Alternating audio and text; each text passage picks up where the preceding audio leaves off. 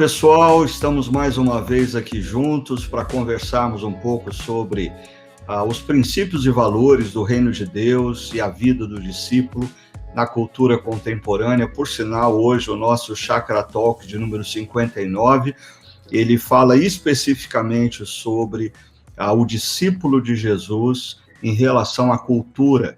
Nós começamos essa conversa no último Chakra Talk e vamos dar continuidade nesse agora.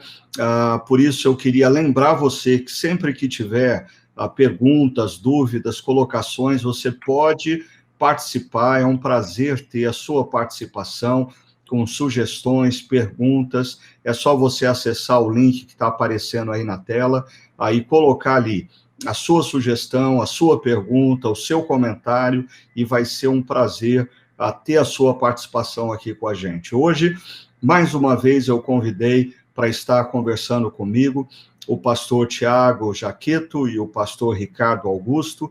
Ambos fazem parte aqui da nossa equipe, da Chácara Primavera, na cidade de Campinas. O Tiago, ele está chegando esse ano para a nossa equipe, uma aquisição aí preciosa para todos nós aqui da nossa comunidade. O Ricardo Augusto já tem caminhado com a gente há alguns anos, mesmo quando antes ele estava mais envolvido com o ministério centrado nos estudantes universitários ali próximos da Unicamp, sempre caminhou lado a lado com a gente, em amizade. Então é muito bom ter vocês aqui. Tiago, seja bem-vindo. Ricardo Augusto, seja bem-vindo, ok? Uma alegria. Joia, e dando continuidade aqui à nossa conversa relacionada ao discípulo de Jesus e à cultura contemporânea, nós temos estudado a primeira carta de Pedro, e a primeira carta de Pedro faz de maneira insistente a menção aos cristãos como peregrinos, como estrangeiros no mundo. E nós vimos que em 1 Pedro capítulo 2, verso 11, Pedro diz: amados, insisto que, como estrangeiros e peregrinos no mundo, vocês se abstenham dos desejos carnais que guerreiam contra a alma. E eu dizia que, normalmente, quando nós vemos essa expressão na Bíblia, desejos carnais, a gente já direciona para questões da área da sexualidade. No entanto, a palavra grega usada aqui para desejos, ela é usada em outros contextos no Novo Testamento de maneira muito mais ampla. Aí o que Pedro está querendo dizer aqui, talvez em paralelo com o que nós já vimos antes, quando ele diz: não se deixem amoldar pelos maus desejos de outrora. Pedro está falando que nós devemos tomar cuidado para que a cultura não venha nos formatar, para que os anseios e desejos pertinentes e existentes na cultura não venham nos dominar e mudar o foco da nossa caminhada. Eu queria começar essa conversa perguntando para vocês, mas toda a cultura que nos envolve, ela é má?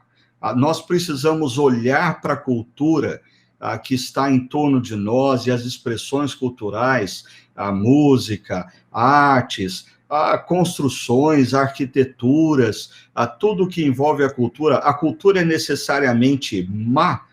Como que a gente pode olhar para a cultura e perceber isso? Tiago, se você quiser começar, fica à vontade. Começo. Não, a cultura não é má. Quando Deus coloca o homem no jardim, em Gênesis capítulo 2, diz que Deus colocou o homem para cultivar o jardim. E muitas pessoas reduzem essa ideia de cultivar ao jardim com Adão com uma enxada na mão, mexendo, plantando milho, né? Ou alguma coisa assim. Mas não é essa a ideia do texto. A ideia é de gerar culturas, né? E culturas diz respeito claro, que culturas de grãos, mas também música, arte, línguas e outras coisas. Então, a cultura tem sua origem no mandato de Deus para a humanidade, e por isso ela não é ruim em si. É claro que depois da queda, depois que os primeiros pais se rebelaram e traíram o Criador, a cultura carrega, então, resultados dessa rebelião humana, mas não, ela não é má a princípio. Quando a gente pensa nos nossos primeiros pais num jardim, como você disse, a gente pensa na cultura como a agricultura, como desenvolvimento agrícola ou coisas assim. Mas, por exemplo, nós estamos fazendo uso da tecnologia, e tecnologia é cultura, né? Tudo que é produzido pelos seres humanos a partir das habilidades que Deus deu aos seres humanos como seres criativos e seres com o poder de transformar coisas do imaginário em coisas no concreto, tem a ver com a cultura, né? Agora, Ricardo, então, como que a gente pode viver no dia a dia inserido numa cultura, porque é impossível nós não estarmos inseridos por uma cultura, todos nós estamos inseridos, como nós podemos viver inseridos numa cultura e identificar, discernir o que é mal na cultura e o que é, nós poderíamos dizer, um flash da graça de Deus, um flash da beleza de Deus como fruto dessa potencialidade que Ele nos deu de criarmos coisas. Como que a gente pode distinguir isso aí, Ricardo? Eu acho que aqui a imagem que Pedro utiliza de peregrino, estrangeiro, ajuda a gente, né? Quando você está de turista em algum lugar novo, você tem um tipo de atenção dobrada aos detalhes, né? E eu acho que isso é importante para a gente ter essa atenção dobrada aos detalhes. A gente não está vivendo no automático, a gente não está vivendo de forma desatenta, mas a gente está consciente de que as nossas raízes, de que a nossa mente, o nosso coração, eles são formatados prioritariamente pela história bíblica. Mas nós estamos inseridos em culturas, não tem como a gente fugir disso. A gente está como estrangeiro, que está atento aos detalhes, tentando discernir a partir da história bíblica, opa, isso aqui é efeito da queda, isso aqui é mal, isso não condiz, ou opa, isso aqui é fruto da bondade, da beleza, que são inatas à criação de Deus, ou ainda até mesmo isso aqui de alguma forma é um flash do que Deus está fazendo ao longo da história, né? Então acho que essa atenção dobrada, a gente não está no automático, é importante.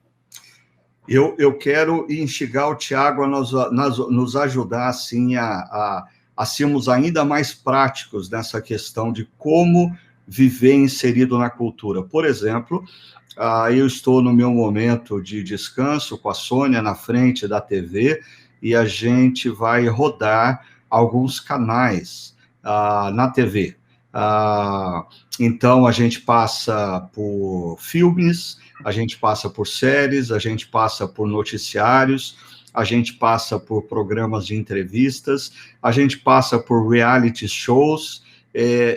Como que eu posso, na medida em que eu olho de maneira crítica para tudo isso que é colocado diante de mim, discernir o que é bom e que eu devo dar espaço no meu coração e me envolver com aquilo, e o que é ruim, que eu devo dizer, não, eu não vou dar espaço para isso no meu coração, na minha mente, ou até mesmo no dia a dia, eu não vou dar, eu vou resistir a determinadas coisas como essas. Como que você faz, Tiago?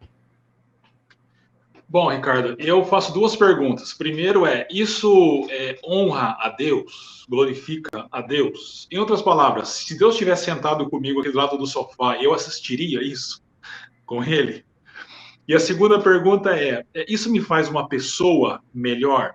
Porque o que é pecado? Pecado é todo ato que nos desumaniza. Isso é pecado.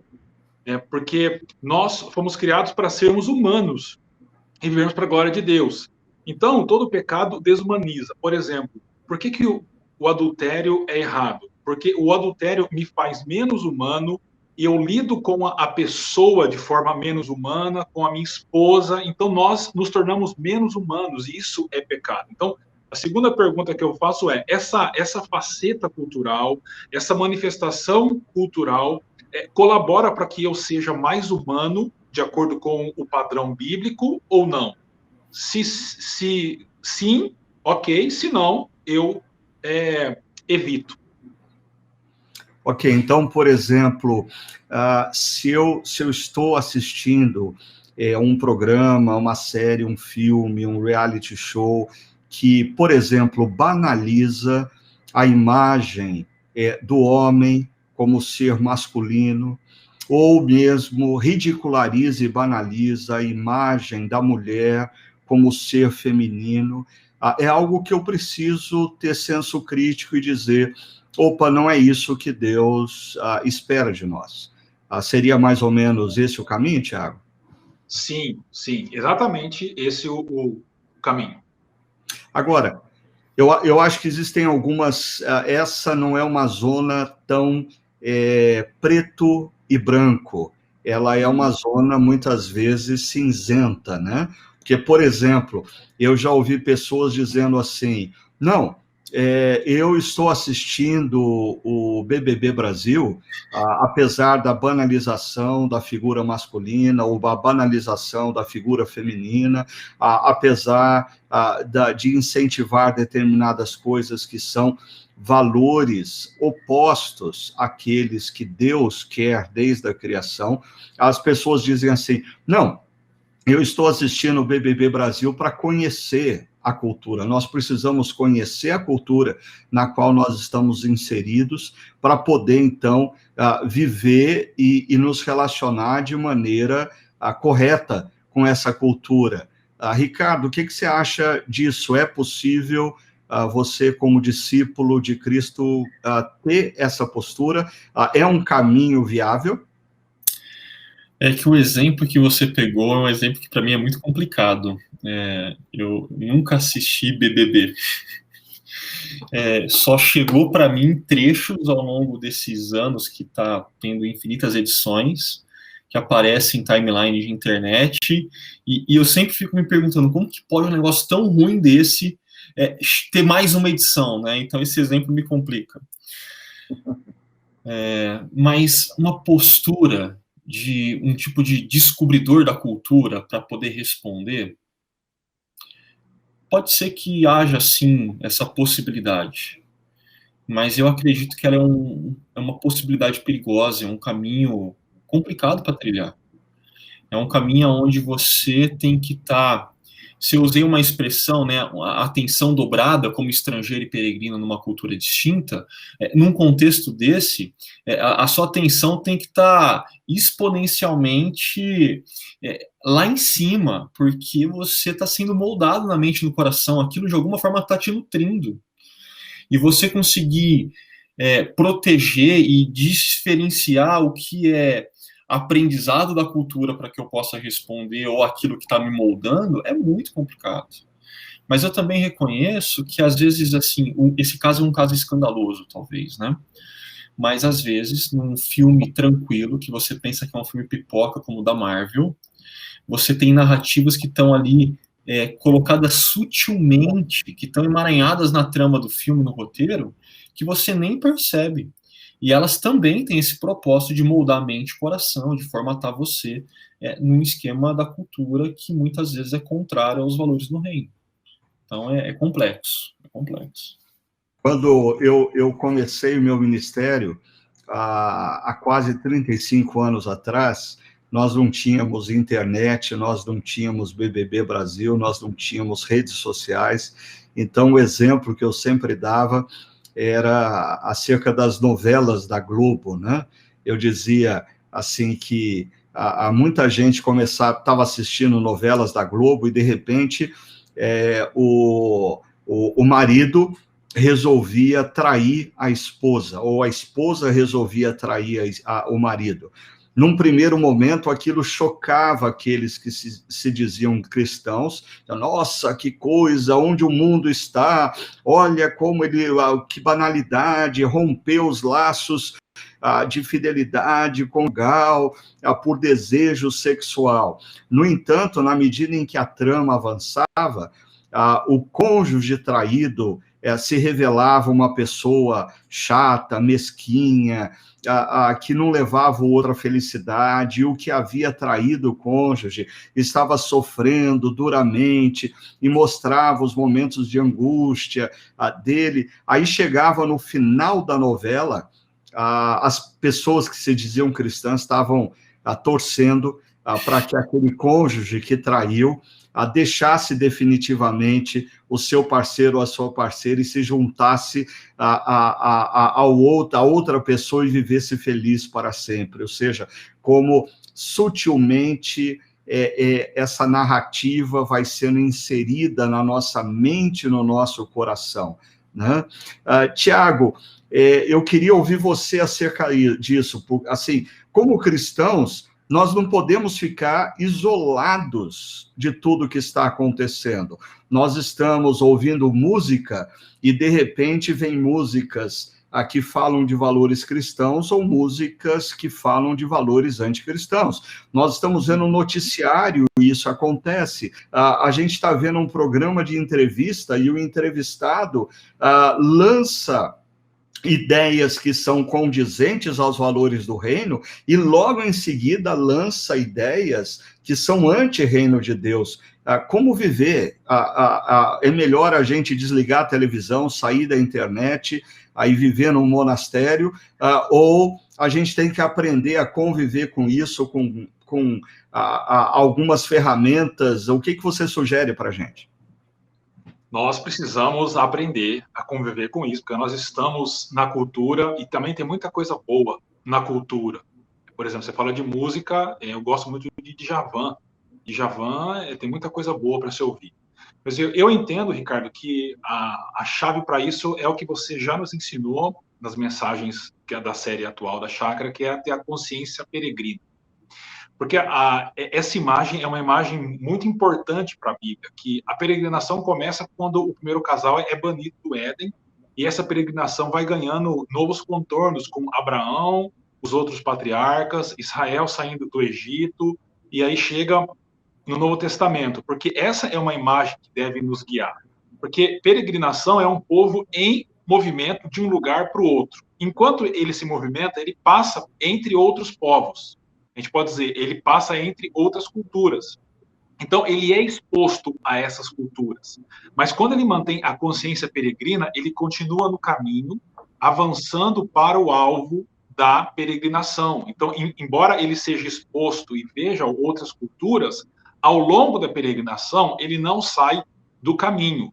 O problema é quando o peregrino deixa o caminho da peregrinação e entra para uma cultura e abraça aquela cultura sem esse fator crítico. Então, eu acho que a chave é manter a consciência peregrina ao longo do caminho. É interessante isso, porque você me fez lembrar que, às vezes, a gente trabalhando há muitos anos com plantação de igreja, incentivando o pessoal a fazer a exegese cultural e perceber quem são as pessoas para as quais você foi enviado por Deus para comunicar o evangelho. Algumas igrejas, elas se tornam caricatura da cultura, né? Ou seja, sem senso crítico para com a cultura, algumas igrejas acabam se tornando espaços de reforço e de reprodução dos usos e costumes de uma cultura, e não de formação de discípulos de Cristo, que estejam inseridos numa cultura, se relacionem com uma cultura que não é condizente aos valores cristãos, mas faça a sua parte sendo o sal da terra e luz do mundo, né? Mas eu queria voltar a um ponto aí que o Tiago mencionou, porque ele mexe muito comigo, quando ele fala que ele gosta de Djavan. Eu sempre gostei muito de MPB, né? Eu sempre gostei muito, eu sou de uma geração, apesar de curtir a Djavan, eu sou de uma geração um pouquinho anterior, eu curti Tom Jobim, Chico Buarque, Caetano Veloso, e muitas vezes eu ouvi a seguinte expressão, olha só, mas nós não podemos ouvir músicas compostas por esses homens, porque a vida deles revela que eles não são de Deus, eles não são pessoas que conheceram a Jesus e se renderam ao amor de Jesus.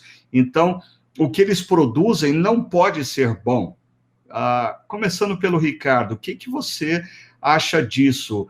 Ricardo, o fato do compositor, do músico, do escritor não ser uma pessoa que tem a compreensão de quem é Deus e o que ele fez por nós através de Jesus, deve nos levar a ficarmos distante de toda a obra dessa pessoa?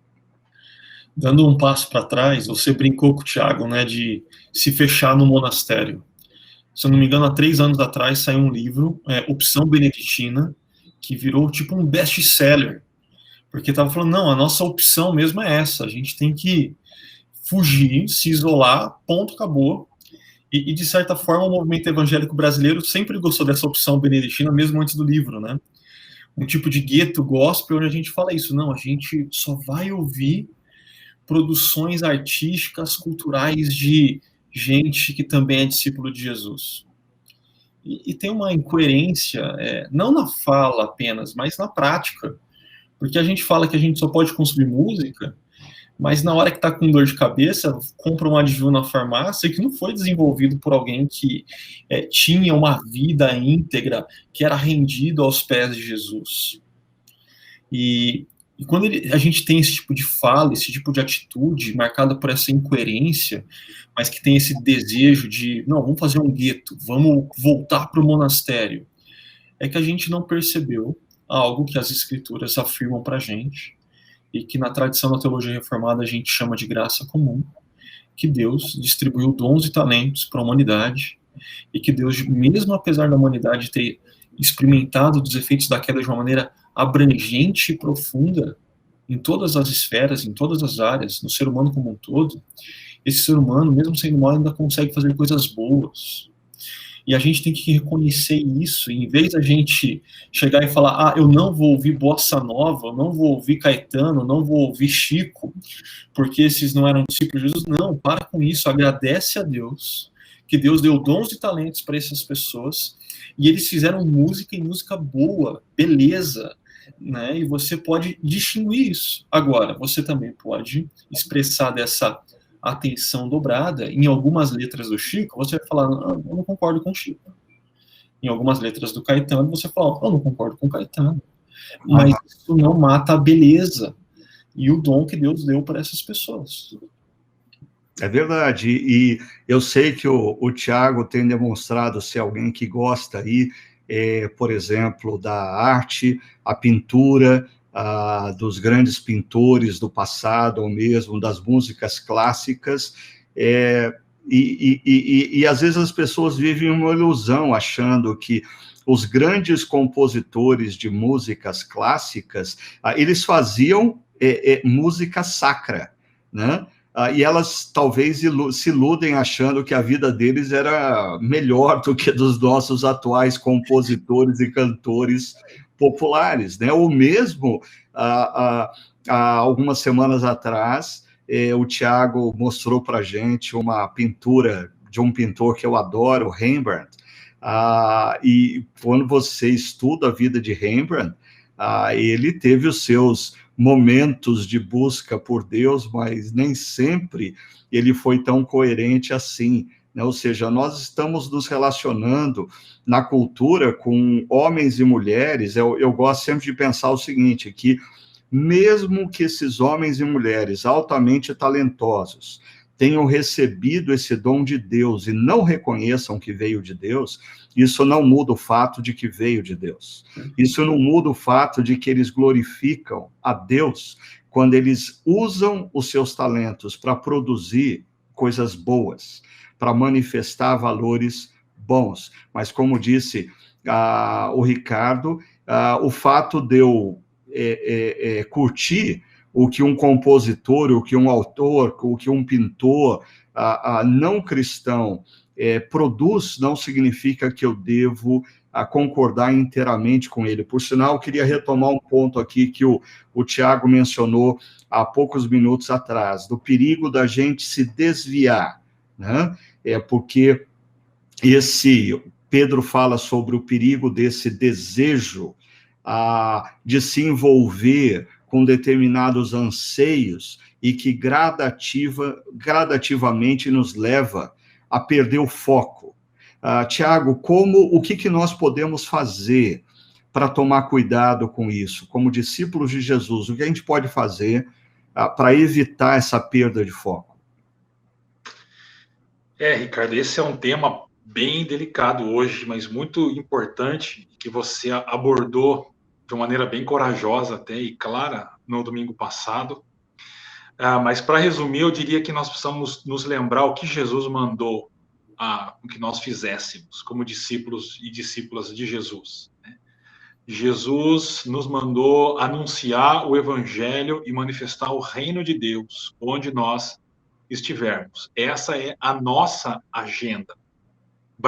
Abraçar qualquer outra agenda, desprezando essa, nós nos perdermos e nos desviarmos do caminho. Para resumir, a princípio, eu diria isso. Ou seja, quando nós pegamos, por exemplo, a causa feminista, quando nós olhamos para a Bíblia, Jesus valoriza a mulher. Jesus traz a mulher para um patamar que não era comum na sociedade e na cultura.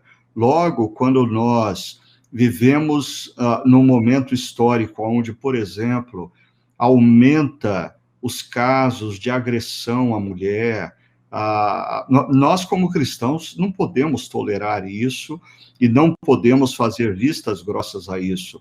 Nós precisamos defender o direito e a igualdade da mulher, mas o problema é quando um cristão, ao defender o direito e a igualdade da mulher, acaba perdendo o foco e acaba fazendo da sua defesa de vida uma causa que pertence à causa do reino, mas desconecta a pessoa do próprio reino, que é muito maior, que é muito mais abrangente, né? Eu dei o exemplo no caso da questão relacionada à mulher. Vocês identificam outras causas que são nobres, que nós devemos nos envolver, mas que elas precisam também desse mesmo cuidado hoje em dia, para a gente não perder a noção do propósito, para onde nós estamos caminhando? Eu identifico sim, Ricardo, e eu acho que as pessoas, como você disse domingo, elas estão muito bem intencionadas e o objetivo é nobre, mas elas não percebem que elas estão fazendo o contrário daquilo que elas desejariam fazer. Vou dar só um exemplo. No famoso discurso do Martin Luther King, I Have a Dream, ele diz que o sonho dele é que as 4 crianças dele vivessem num mundo onde a cor de pele não importasse, mas sim o conteúdo do nosso caráter. Mas o que a gente viu a partir disso foi o contrário. Foi uma política identitária, por exemplo, que supostamente combate o racismo, e, de novo, o racismo é abjeto, né? Não é aceitável em hipótese alguma. Biblicamente falando, os seres humanos são iguais perante Deus, como você colocou domingo.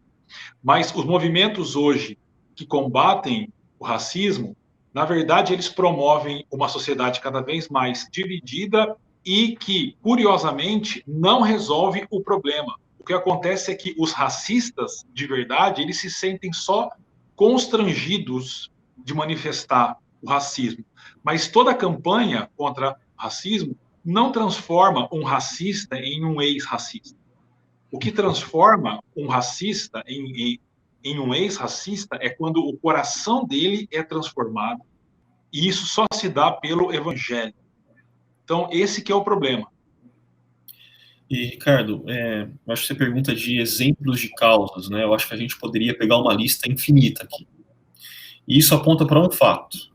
Coisas boas, causas legítimas, quando a gente perde o foco, a clareza do propósito, como você disse nesse domingo, elas podem se tornar ídolos no nosso coração e, na verdade, nos desviar do propósito de Deus que ele está conduzindo toda a história. Então, isso é muito importante a gente ter em mente. E uma outra coisa que eu digo assim para as pessoas quando a gente está conversando, né, acerca de causas justas, ou até mesmo assim, como essas causas justas se distribuem no espectro político de esquerda e direita, Eu brinco com a seguinte imagem, eu falo, gente, imagina um terreno onde você tem N bandeiras, e cada bandeira é uma dessas causas. Então, você encontra diversas pessoas levantando essas bandeiras. Nós precisamos ter uma sociedade que não seja racista, porque, como o Jaqueto disse, racismo é abominável diante de Deus.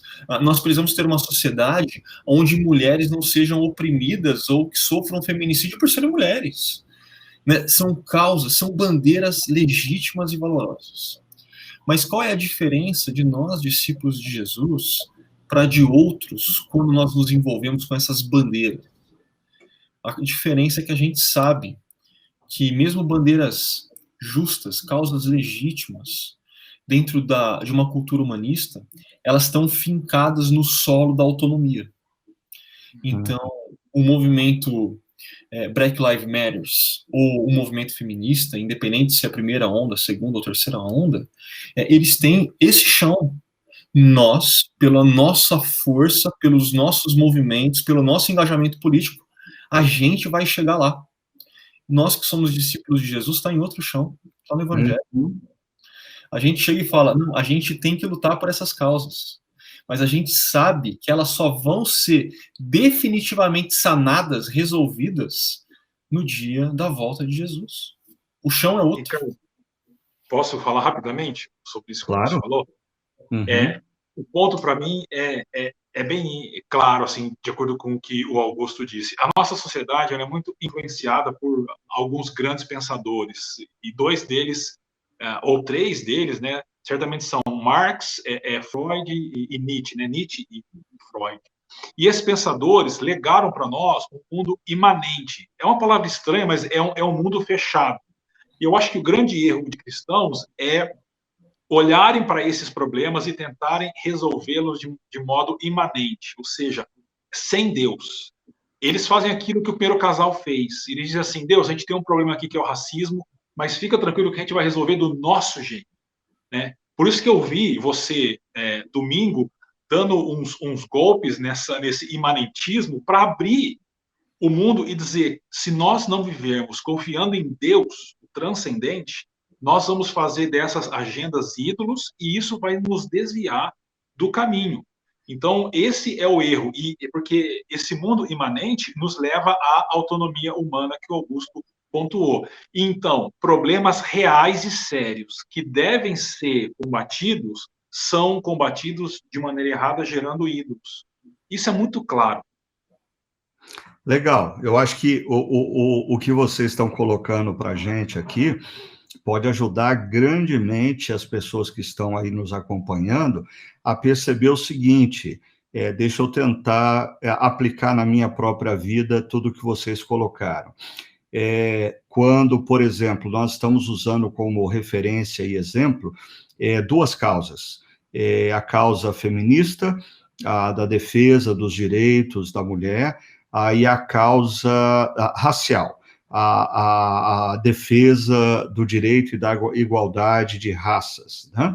Agora, essas causas, elas são causas relacionadas ao reino de Deus. Deus criou todos os seres humanos, independentemente da cor, como imagem, reflexo da imagem da semelhança dele. Logo, em qualquer cultura onde existe discriminação de raça, cristãos devem se opor a isso, cristãos devem dizer isso não deve acontecer. Da mesma maneira, Deus criou homem e mulher, ou seja, em qualquer cultura onde a mulher seja desvalorizada em qualquer dimensão, cristãos devem dizer, não, nós não podemos tolerar esse tipo de coisa. Agora, o Tiago, ele colocou, quando ele elaborava o pensamento dele acerca disso, dizendo que uma pessoa só vai mudar essa visão, seja em relação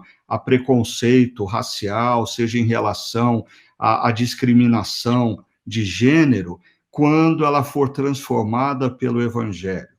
E o Ricardo Augusto falou que a solução definitiva para tudo isso é quando Deus concretizar o seu reino na história. Eu acho que vocês estão certos ao fazerem referência a isso, mas eu queria incluir uma terceira questão. Sendo o nosso sistema, o sistema no qual nós estamos envolvidos, um sistema disfuncional, porque os nossos primeiros pais romperam com Deus Criador, cristãos devem estar envolvidos nas mais variadas áreas da sociedade para conter o mal. Então, por exemplo, cristãos políticos, eles devem fazer leis que protejam a mulher ou que proteja as mais variadas raças, né?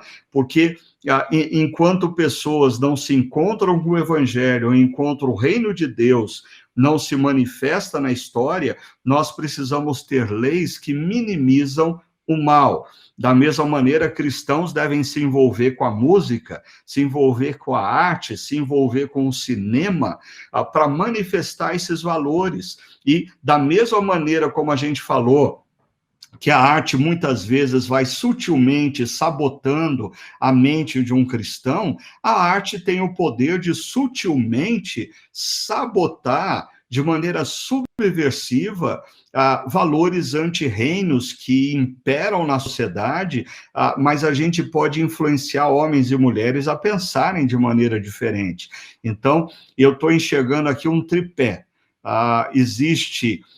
quando uma pessoa compreende o evangelho, a vida dela é transformada e ela precisa olhar para essas questões com outros olhos, ou seja, através da cosmovisão cristã, nós temos a esperança futura, quando Deus vai minimizar ou resolver definitivamente todos esses problemas, mas o nosso papel como sal da terra e luz do mundo é nas mais variadas áreas da vida, quer o cristão enquanto político, o cristão enquanto artista, o cristão enquanto empresário, ele ter posturas que minimizam esse mal, porque aí eu volto aqui ao nosso bate-papo, lá em 1 Pedro capítulo 2, verso 12, Pedro diz que nós devemos viver entre os não cristãos, ou seja, viver numa sociedade que parte de uma cosmovisão humanista, não uma cosmovisão cristã,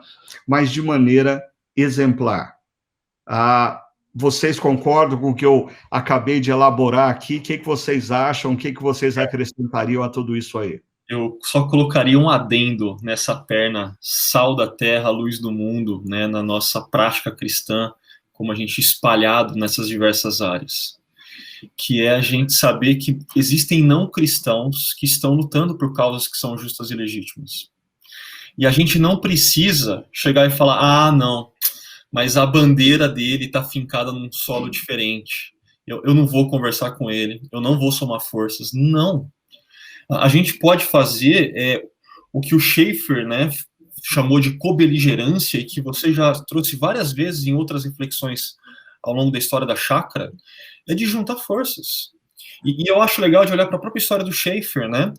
Porque hoje a gente olha para o movimento feminista como um movimento anticristão. A gente criou um tipo de espantalho por conta de algumas das facetas que a gente vê por aí.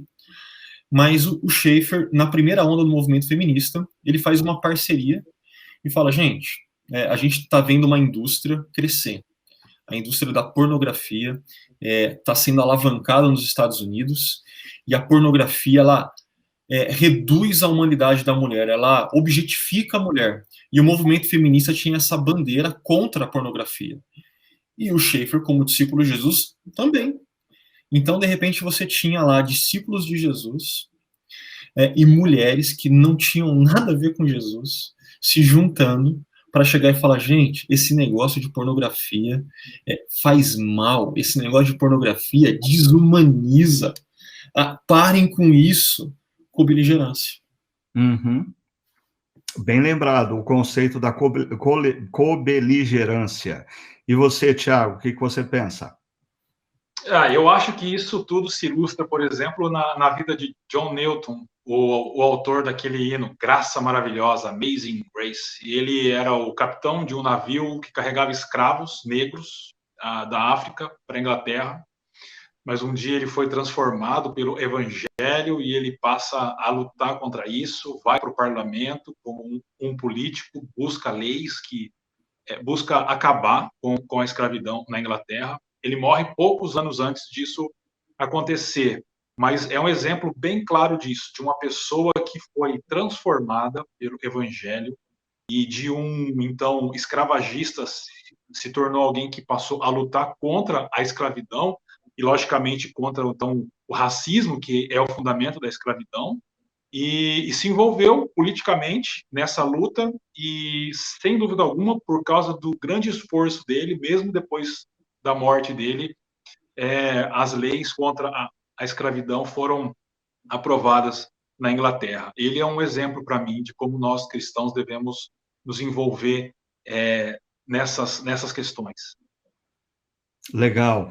E eu queria resgatar algo que foi pontuado há pouco pelo Tiago, quando ele faz menção a esses 3 homens que certamente o pensamento deles formatou ou elaborou a arquitetura da cultura ocidental, né? No caso, Karl Marx, Freud e Nietzsche. Eu acho que o pensamento desses 3 homens dão a sustentação para a arquitetura cultural que nós temos no mundo ocidental.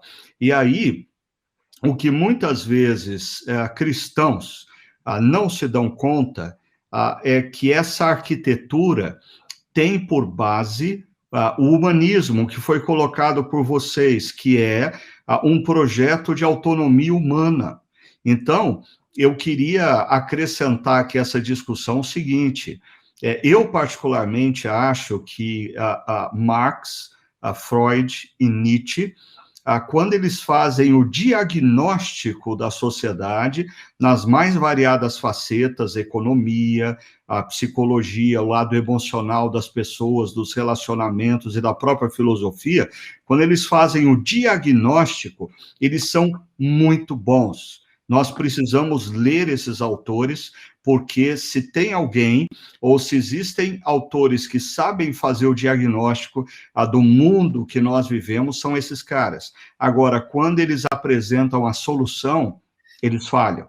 Então, isso é uma coisa que os cristãos deveriam estar atentos na relação com a cultura, né?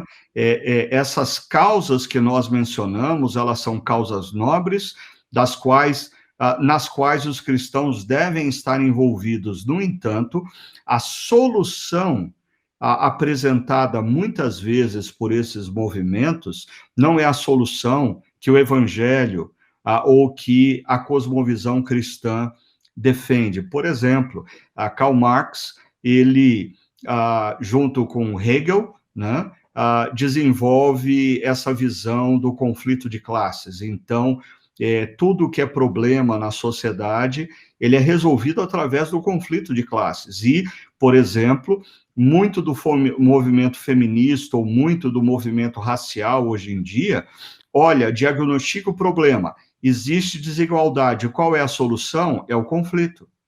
Mas não é esse o caminho que o evangelho apresenta. Então, acho que a gente tem que fazer uma distinção e perceber o valor do pensamento desses homens no diagnóstico do problema, mas distinguir que nós, como cristãos, não trabalhamos com a mesma elaboração de solução que esses movimentos sociais têm trabalhado. Ricardo, com relação a Nietzsche, que é desses 3 aí o que eu mais gosto, ele diz que não existe nada além da realidade e que o homem precisa ser forte no sentido de encarar as dores, as angústias, tal. E aí ele cunha a ideia de um super-homem, né, em sua potência máxima. E é interessante que, é claro que não era a intenção de Nietzsche, mas muitos estudiosos vão conectar essa ideia de Nietzsche a, por exemplo, o nacionalismo alemão que levou ao nazismo.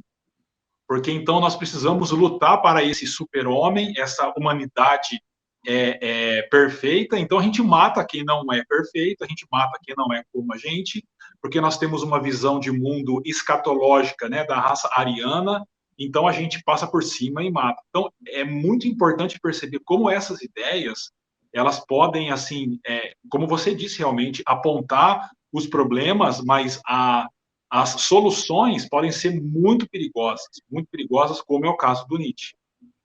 Só pegando essa deixa, e é importante ver como que esses autores, eles não estão mexendo apenas com questões de filosofia, eles estão entrando em questões teológicas, questões de aonde a gente coloca a nossa esperança.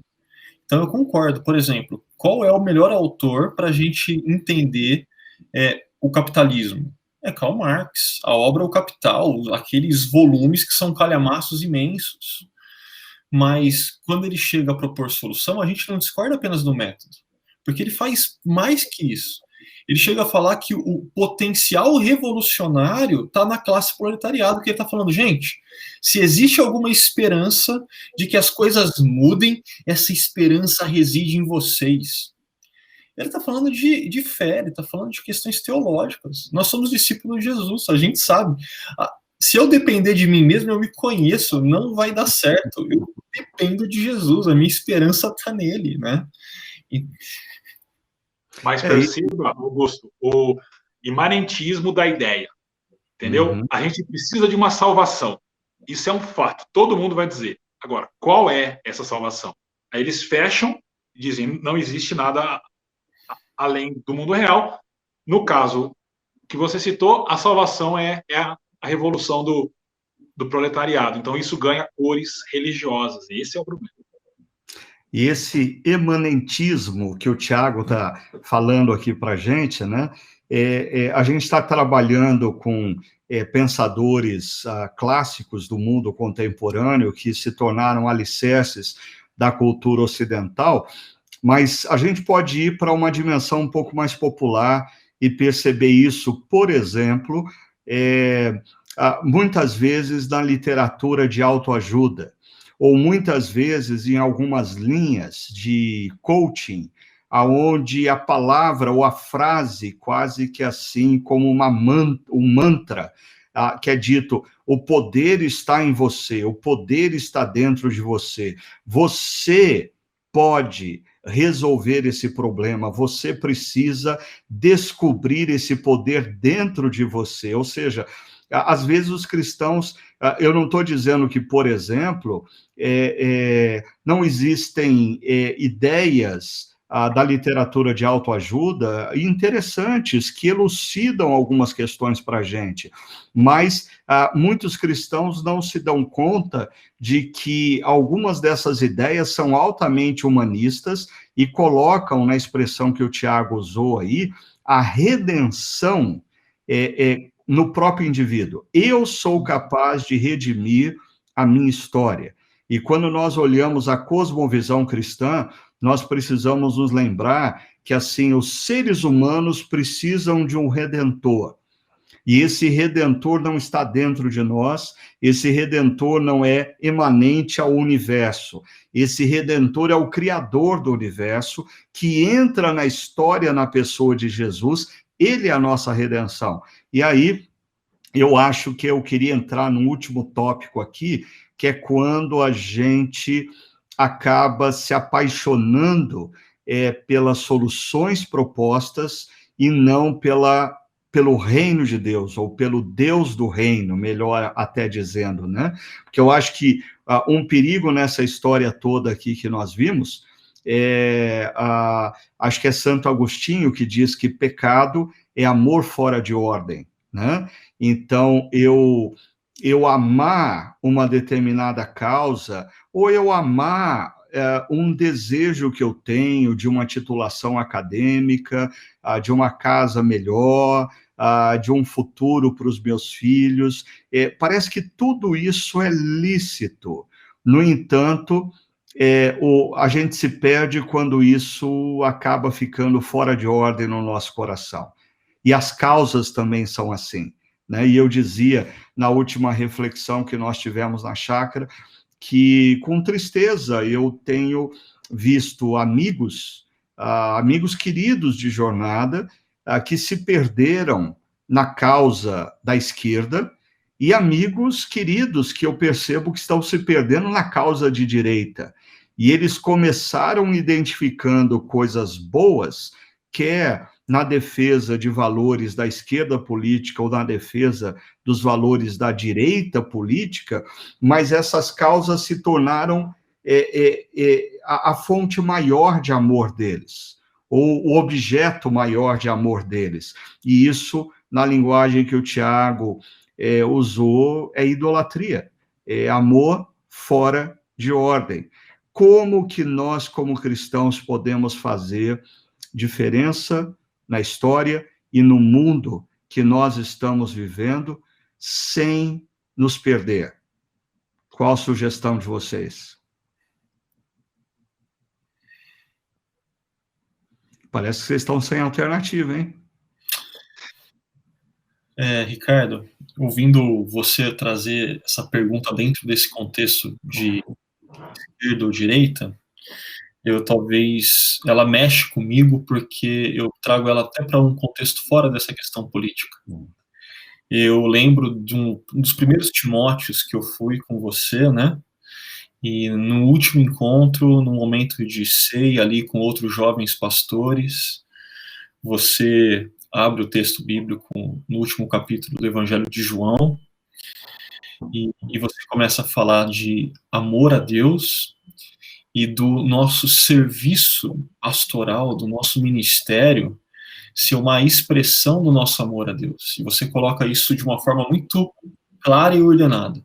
Primeiro, amor a Deus. E porque amamos a Deus, então nós nos engajamos na missão que Deus deu a nós como jovens pastores. E aí você faz a ressalva, né? Porque muitos jovens pastores acabam invertendo. Amam mais a missão, amam mais o ministério do que ao Deus da missão. Né? Então, essa pergunta é uma pergunta que não tem a ver apenas com discípulos de Jesus que não estão no ministério pastoral. Não, essa pergunta envolve a gente, né? Envolve o nosso próprio coração. Então, é uma pergunta cara. Muito bem lembrado, Ricardo, porque, assim, é muito fácil para a gente, como pastor, falar assim, olha, aquele irmão, ele ama mais a causa da esquerda do que o reino de Deus, aquele outro irmão ama mais a causa da direita do que o reino de Deus, mas a grande pergunta que nós, pastores, precisamos fazer para nós mesmos é se nós não amamos o nosso ministério mais do que a Deus.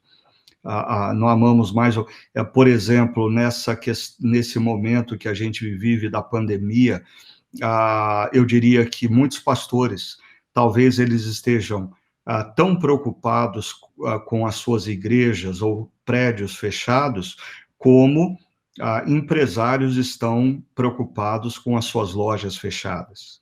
E a pergunta é, por que essa preocupação? Ela é uma preocupação legítima ou ela é uma expressão de que os nossos ministérios se tornaram mais importantes para nós do que o próprio Deus a quem nós servimos? Nós começamos o ministério porque amávamos a Deus, mas à medida em que nós desenvolvemos o ministério, nós passamos a amar o ministério e precisarmos simplesmente de Deus. Então, nós precisamos do poder de Deus para manter o nosso ministério. Amor fora de ordem é quando uma igreja, na vida de um pastor, se torna um ídolo. E a gente precisa tomar cuidado com isso. E a sua dica, Tiago, como que você vê, qual seria a dica para a gente fazer diferença e não se perder em meio a essas causas? Olha, não é indo na onda só do Augusto, não, porque eu quase não faço post lá no Facebook, mas eu fiz um falando sobre isso há alguns dias atrás, que muita gente está engajada em cruzadas religiosas e ideológicas para mudar o mundo, mas isso só está colocando mais fogo no mundo. Isso é fato. E a receita bíblica para mudar o mundo é simples. É amar a Deus acima de todas as coisas, ou seja, o amor na ordem certa, né? Amar ao Senhor Deus acima de todas as coisas e ao próximo como nós mesmos. Acho que quando a gente conseguir fazer isso, a gente está transformando o mundo à nossa volta. Legal. Eu queria fechar essa nossa conversa aqui tão boa, dando a minha dica, o que eu acho que nós precisamos fazer para a gente estar envolvido com o mundo, com a cultura, fazendo diferença e não se deixando formatar pelos valores da cultura, principalmente os valores anti-reino, né? Eu acho que nós precisamos tomar cuidado com o fato de que, hoje em dia, nós estamos super expostos aos valores da cultura, principalmente os valores anti-reino. Pessoas gastam muito tempo na frente da TV, muito tempo na frente do computador, muito tempo nas redes sociais, e a gente vai sendo simplesmente assim bombardeado o tempo todo por valores que não são coerentes aos valores do reino de Deus. E a pergunta que eu faço é, e o tempo que nós dedicamos à palavra? E o tempo que nós dedicamos à oração? E o tempo que nós dedicamos a ouvir novamente uma pregação para perceber quais são os valores e princípios que Deus quer resgatar no nosso coração? Eu acho que se a gente quer se relacionar com a cultura e não se perder, nós precisamos nos fortalecer no tempo de leitura, de meditação, de conhecimento da palavra, de oração, de busca a Deus, de piedade. Eu vejo que alguns dos nossos irmãos e irmãs que estão se perdendo, eles estão se perdendo porque gradativamente eles passaram a gastar mais tempo com a elaboração ideológica da sua causa, com a leitura de livros que baseiam a elaboração teórica da ideologia que eles estão defendendo, do que da própria palavra, do que o evangelho de Jesus, do que o tempo de piedade, de devoção a Deus. Então, nós não podemos perder a prática simples de estar na presença de Deus, lendo a palavra, meditando na palavra, e orando a Deus e buscando a sabedoria em Deus. Eu acho que isso é essencial nos dias de hoje, dias em que a maioria de nós tem uma superexposição a valores e princípios anti-reino nas redes sociais, na internet, na TV, nas músicas e em todos os contextos. Então, nós precisamos ter nas nossas vidas, ou resgatar o hábito da leitura, da meditação na palavra de Deus, porque, inclusive, é a ferramenta para a gente renovar a mente, segundo Romanos, capítulo 2. Né? Eu queria agradecer imensamente o Tiago e Ricardo Augusto por esse tempo tão precioso que nós tivemos, um bate-papo que enriqueceu a minha caminhada, viu? Muito obrigado por vocês estarem com a gente aqui nesse podcast. E eu queria lembrar você que está participando aqui com a gente, seja ouvindo, seja vendo, que você pode contribuir com esse podcast enviando perguntas, sugestões, comentários. Acesse lá chacara.org/talk, envie seus comentários, perguntas e sugestões, eles são muito bem-vindos. E outra coisa que eu quero pedir para você é compartilhe esse podcast se você entendeu que ele é significativo e importante para a caminhada de um cristão em meio à cultura contemporânea. Compartilhe esse podcast com seus amigos e amigas, assim a gente pode dizer que mais do que as nossas mães, a minha, no caso, Ricardo Augusto e Tiago, estão assistindo ou ouvindo esse podcast. Vai ser muito bom saber que você compartilhou e expandiu o nosso diálogo aqui entre os seus amigos e parentes, ok? E muito obrigado ao Áquila, que tem sempre nos oferecido aí um apoio na parte técnica, nos amparando e nos sustentando aí, fazendo bom uso da tecnologia, que também é uma expressão da cultura nos nossos tempos atuais, ok? Muito obrigado por você ter acompanhado a gente, muito obrigado ao Tiago, ao Ricardo Augusto e ao Áquila, e Deus abençoe a caminhada de cada um de vocês aí, ok? Um abraço.